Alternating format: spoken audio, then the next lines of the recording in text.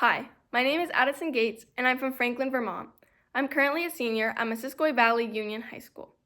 For generations, my family owned and ran a small dairy farm.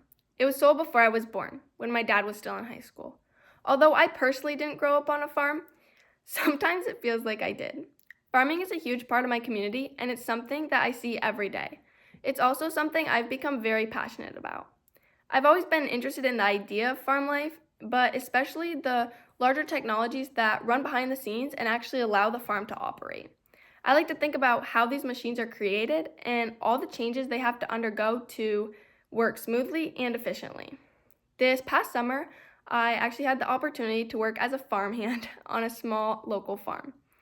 My experience was mostly physical labor, but I still got to be up close with all these huge machines. I realized that working with large machinery and technology behind it is a career I would really like to pursue.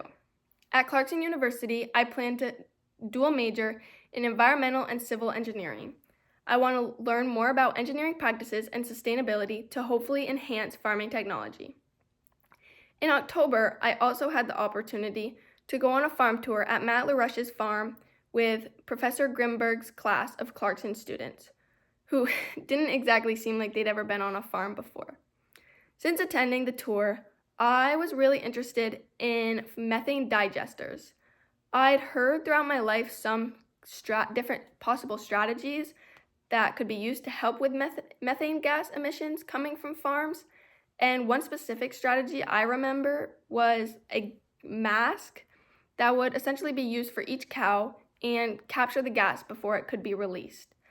I find it so fascinating how these small ideas, through collaboration, can become innovations that actually work and can be used all around.